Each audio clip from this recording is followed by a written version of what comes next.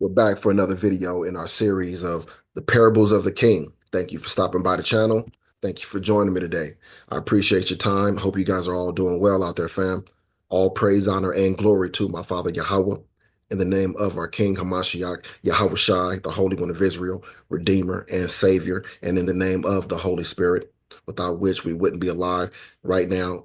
And when I say alive, I mean we wouldn't have been quickened and been brought out of the congregation of the dead, or we are among the living now. Yahweh is not the God of the dead, but the God of the living. So he's only the God of those who are awake, all right, who are awakened unto the truth, who he has awakened and brought unto himself through Yahawashi, all right, without whom we wouldn't have access to our Father, we wouldn't have reconciliation, and we wouldn't have everlasting life. So give credit, praise, honor, and glory where it is due. Don't listen to these people who try to make you believe that it is an unrighteous thing to to show reverence unto Yahweh Shai.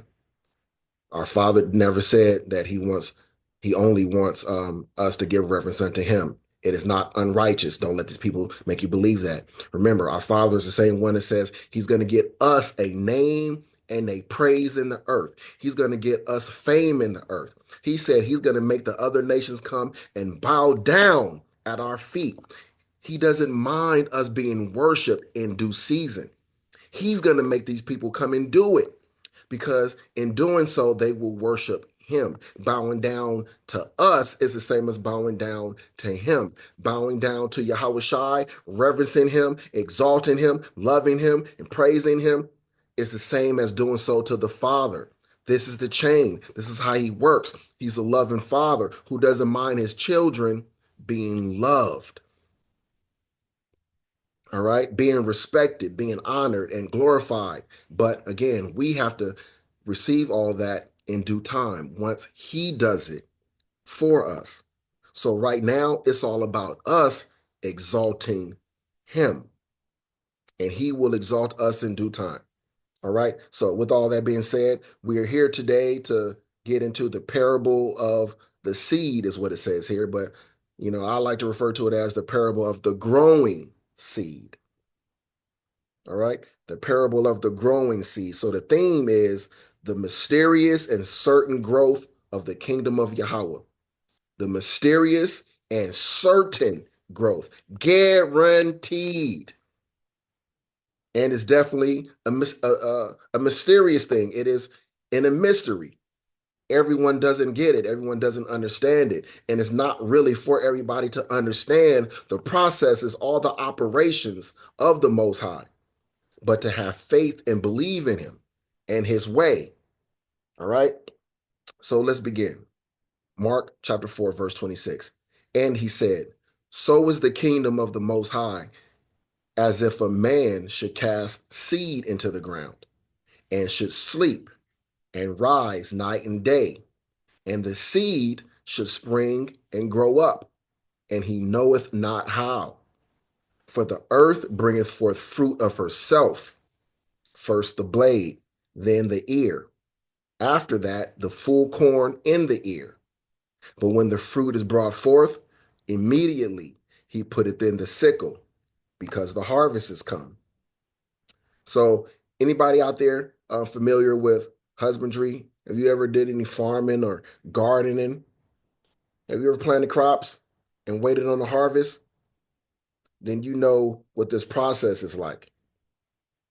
All right. So the kingdom of Yahawah grows both in the world and in people, in individuals. All right. So growth is usually and often unseen. It's gradual, and it's in Yahweh and Yahweh Shai's control. All right. So our duty is to trust in Yahweh's timing and in his power. Don't try to rush him. All right.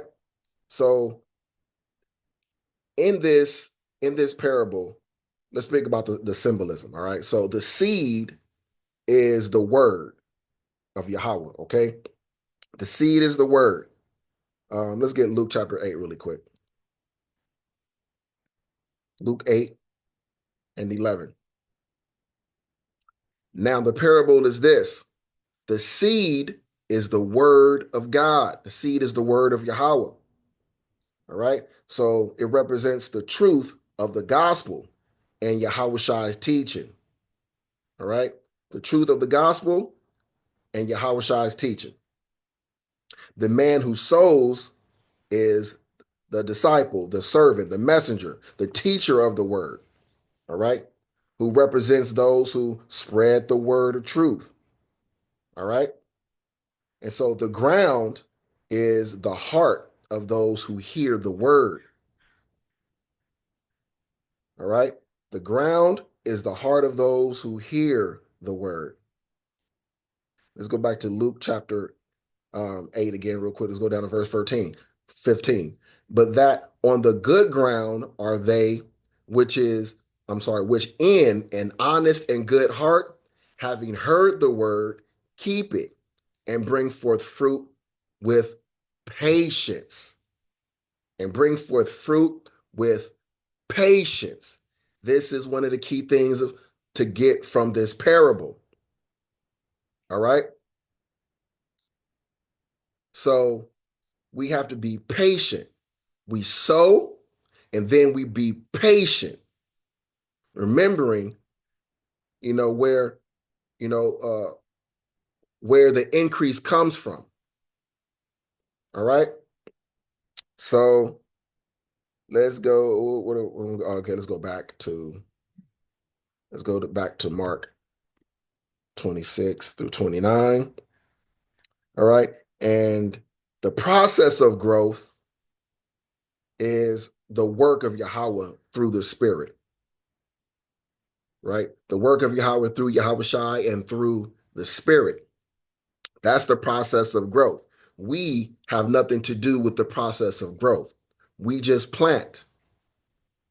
All right? We just plant. That's all we're responsible for, is planting seeds. The rest is up to Yahawah, why Yahawashi. All right? So take your hands off the steering wheel. Let go and let God, as the saying goes, right? Let go and let Yahawah Ba'ashem Yahawashi have the reins and to go about his business. All right. And so the sower does not control, and nor does the sower fully understand how growth happens. All right. The sower does not control nor fully understand exactly how growth happens, right? After the seed, sprouts and things start to happen. We don't really know exactly how all of these things take place. We just know that it does.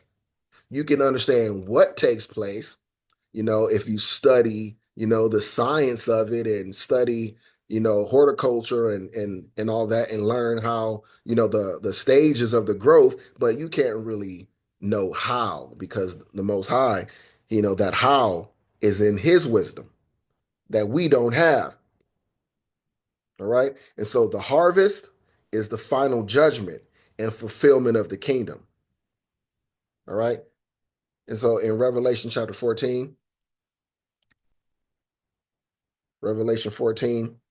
and 15, it says, and another angel came out of the temple, crying with a loud voice to him that sat on the cloud, thrust in thy sickle and reap, for the time is come for thee to reap, for the harvest of the earth is ripe. So the completion of Yahweh's plan and the separation of the righteous from the wicked is what, takes place during the harvest. All right. This is what you got to understand. And so we got to gain from this the lesson that growth happens gradually. Remember that patience that I alluded to? We got to have patience in this thing. We got to not expect ourselves or everyone else to move at an accelerated rate. And if you happen to grow at a fast rate, you can't expect the same to happen with everybody else. You can't call everybody bug outs or um, wicked or 2/3 because they're not growing as fast as you did or as fast as you would like them to or think they should grow. That's not your business. Your business is just to plant. Let the Most High's business be the Most High's business. All right. And so back to the parable. And so you see here in Mark 4:28, it says, first the blade, then the ear. After that, the full corn in the ear. See, that's to show you that it's a gradual process. It doesn't happen quick, fast, all at once. Boom, it's done. No, it's a slow, gradual process to growth, to come into fulfillment, right? To bearing fruit completely, for the fruit, coming to its ripeness. Doesn't happen all at once. All right. And so spiritual growth and the spread of the kingdom takes time. All right. Let's go to Isaiah 55,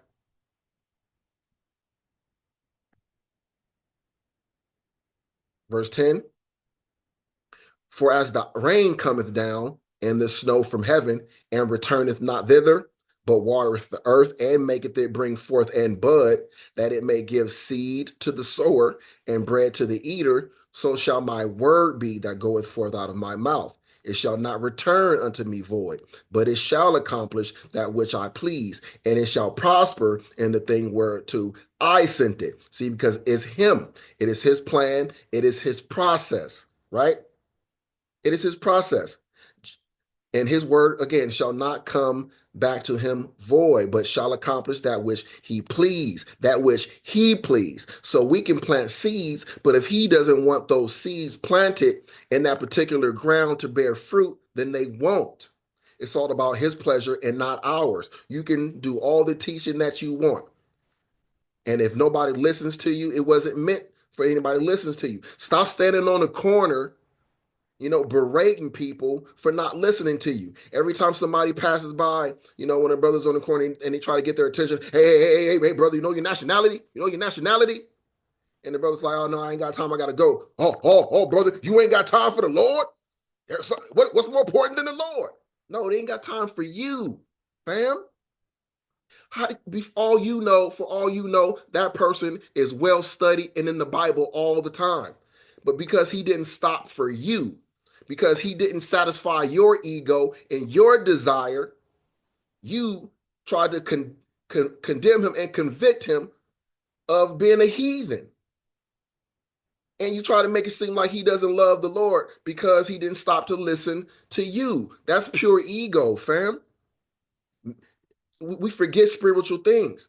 We forget that man's goings are of the Lord. If a person didn't stop for you, that means the Most High didn't want them to stop for you. It is his process. Don't forget whose process is in process. You're just a sower of the seed, man. All right? Stop trying to sow in uncooperative ground. Stop trying to make everyone uh, ground that you can till. You can't till everybody. All right? Because it's not for everybody to come to the truth, and it's not for everybody who does come to the truth to come to the truth through you. Maybe there's somebody else who's teaching them who has their ear. Let them alone. Sure, give it a shot. But if they keep going, you don't disrespect them. You don't insult them. You don't try to shame or guilt them into giving you audience, fam. Let the Most High's business be the Most High's business. Stop overstepping your bounds. Okay?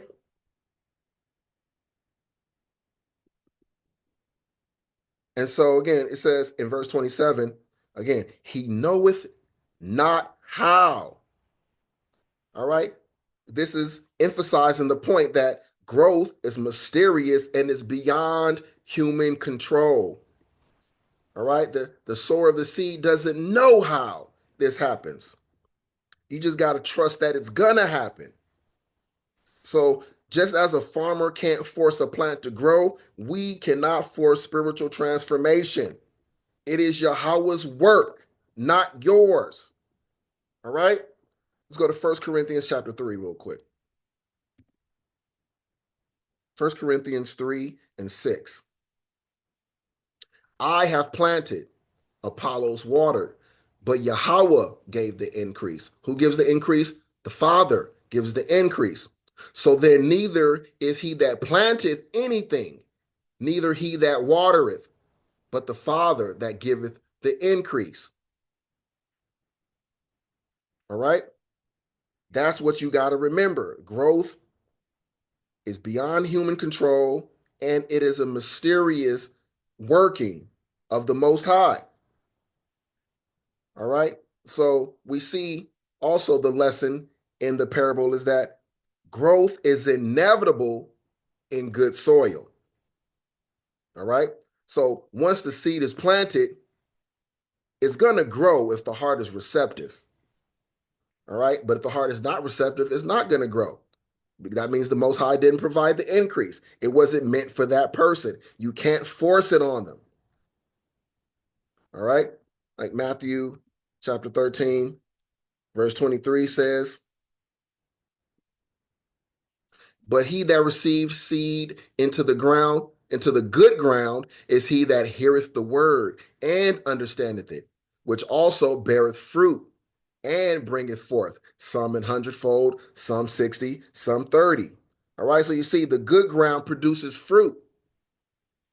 Not everybody is good ground, fam. All right, so good fruit is not going to be produced in everybody. You can't expect it to, and you can't force it. It's just not how it's going to be. It's not how it works. Okay? And so in verse 29, we know it's made clear to us that there will be a harvest. All right? There will be a harvest. Immediately he putteth in the sickle because the harvest is come. All right? So the final stage is judgment and fulfillment of Yahweh's kingdom. All right? Let's go to Galatians chapter 6. Galatians 6, verse 7. Be not deceived. The Most High is not mocked. For whatsoever a man soweth, that shall he also reap. For he that soweth to his flesh shall of the flesh reap corruption. But he that soweth to the Spirit shall of the Spirit reap life everlasting. And let us not be weary in well-doing, for in due season we shall reap if we faint not. All right? So keep that in mind. So what we have to do is we have to be patient with growth, fam. Don't expect instant results, and whether it be in yourself, in others, or the work of the kingdom. All right? Let the Most High do things on his timing. All right? Let's go to James chapter 5, verse 7. Be patient, therefore, brethren, unto the coming of the Lord. Behold, the husbandman waiteth for the precious fruit of the earth, and hath long patience for it, until he receive the early and latter rain. Be patient. Just keep planting the seeds. Just keep teaching. That's it. That's all you're tasked to do. It's not up to you to try to determine who's the wheat and who's the tares. All right? Stop trying to thrust in your sickle to harvest. All right? You don't know who all are wheat and who all are tares. You don't know. That's why you haven't been given the job of doing it. But let both the wheat and the tares grow together. Just keep planting. Just keep caring for the crops. And in due season, the Most High will separate those who didn't bear good fruit, who are not worthy for harvest, but who are to be bundled up and burned in the fire. All right? So just keep sowing the word. Even if you don't see immediate results, continue to share the truth. All right? Ecclesiastes chapter 11, verse 6. In the morning, sow thy seed, and in the evening, withhold not thine hand. For thou knowest not whether shall prosper, either this or that, or whether they both shall be alike good. All right? And then you have to trust Yahweh's timing and his power. Let's go to Philippians chapter 1, verse 6. Being confident of this very thing, that he which hath begun a good work in you will perform it until the day of Yahawashi Hamashiach. Be patient, be confident of this very thing, that he which has begun a good work, planting the seeds in you, will perform it, will bring it to fulfillment, will bring you to ripeness until the day of Yahawashi Hamashiach. All right? That's what it's all about. So Yahweh's word will accomplish what he sent it to do in his timing. All we can do is prepare for the harvest. All right? How do we do that? We got to live righteously, knowing that the harvest is coming. All right?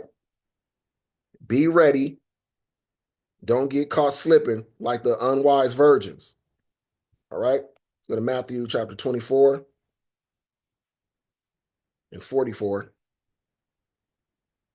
Therefore be ye also ready, for in such an hour as ye think not, the Son of Man cometh. And it's the same way with planting. All right. You don't always know exactly when, something is going to spring up or reach its uh, harvest season. All right. You just keep doing the work. You keep cultivating. You keep planting. You keep, watering. You keep dunging, aka fertilizing. But it's the Most High that provides the increase. You never forget that. Okay.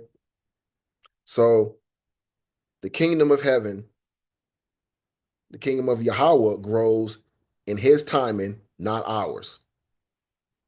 Growth is inevitable if the seed, aka the word, is planted in good soil, aka a receptive heart or mind.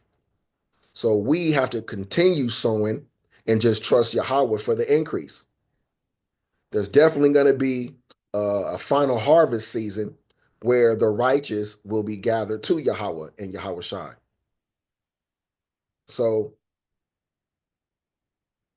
that's pretty much the conclusion of the matter. All right. Have you seen growth in your own life or the lives of others that you have taught the word? Have you noticed how it has taken time for them to understand certain concepts and certain things? It's taken time for them to be transformed. It's taken time for them to be renewed by the word. That's just how things work. That's how the Most High set it up. All right. So don't get discouraged when you don't see immediate results. All right. But we just got to keep sowing seed, sharing the truth, you know, sharing the truth and applying the truth. That's what we got to do. All right. And so, that's pretty much it. All right. But, I do have, some additional scriptures, you know, let's go ahead and get it. The spirit, always wrestle sometimes whether or not, I've done enough, if the point has been made and if everything else is just pointless, because I understand the short attention span of people. And so I'm trying not to make these parables too long, but let's bring it out because the spirit is telling me to go into these extra scriptures. So let's get them. Let's go to Isaiah 11 and 9.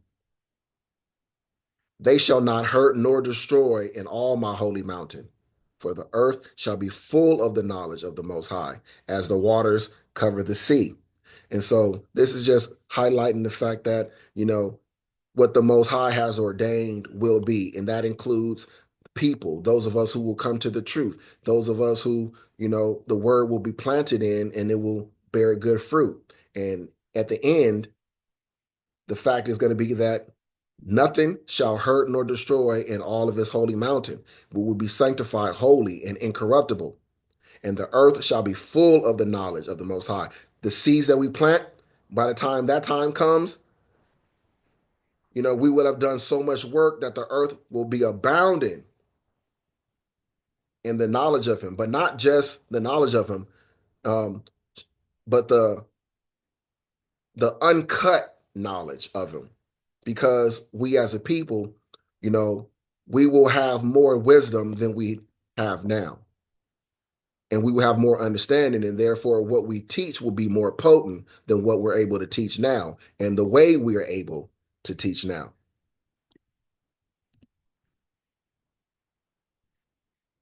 Let's go to Habakkuk 2 and 3. For the vision is yet for an appointed time, but at the end it shall speak and not lie. Though it tarry, wait for it, because it will surely come. It will not tarry. This is further illustrating the Most High's uh, his way. All right, is to do things gradually over time. He doesn't just rush to do things. So he is long suffering. He has great patience, and we need to be long suffering and have great patience as well. Again, that's fruit of the spirit. And if you are becoming like him, you should have this also. You shouldn't be in a hurry to convict Israel for not being awakened right now, understanding that it is a gradual process. Everyone is being awakened in their timing that he has for them. You just keep teaching. That's it. All right. You are not the judge, jury, and executioner. All right. Hosea chapter 10, verse 12. Sow to yourselves in righteousness, reap in mercy, break up your fallow ground, for it is time to seek Yahawah till he come and rain righteousness upon you. He's doing that now. He has come unto us, and he is raining righteousness upon us. See, but look at all the generations that had to pass where people were just waiting on this to happen. All right. Gradualism. The Most High is all about it. All right. Let's get verse 13 just to do it. Ye have plowed wickedness, ye have reaped iniquity. All right. Because many people are plowing wickedness. They are teaching things that they should not teach. All right. So they are reaping the rewards of that, which is iniquity. Ye have eaten the fruit of lies. Many people have believed lies. Their teachers have taught them lies. And because they hold men's persons up in high regard and make their so-called teachers, right, and elders idols, they can't see that they have eaten and are eating the fruit of lies. Because thou didst trust in thy way, in the multitude of thy mighty men. All right. You got to be careful not to do this. All right. This is a cautionary tale. Be careful who you're following and listening to. Be careful what you're eating that they're feeding you. All right. Let's go to Colossians chapter 1, verse 6 and final. Let's start at verse 5. For the hope which is laid up for you in heaven, whereof ye heard before in the word of truth of the gospel, which is come unto you, as it is in all the world, and bringeth forth fruit, as it doth also in you, since the day ye heard of it, and knew the grace of the Most High in truth. See, to know of the grace. That grace is his patience and long suffering, allowing us time, right, for us to gradually be perfected, gradually be made better, gradually to come to fullness in truth. All right. And so the way in which he works is the way in which we have to work, because we have to be a reflection of him. We are not greater than our master. He's long suffering and patient. Who the hell are you to be contrary, to be trying to put a rush on his business? Who are you to try to condemn his crops? To say you should just dig it up and throw it out, throw it into the compost bin because it ain't growing fast enough for you. You need to watch yourself. You need to check yourself before you be destroyed by your lack of mercy. Because with what measure that you mete out shall be measured to you again. So that concludes this, and I believe that the point has been made. I pray that you guys all benefited from this in the way in which it was delivered. I'm sorry, in the spirit in which it was delivered, and with what I intended, or the spirit was intended for you to benefit.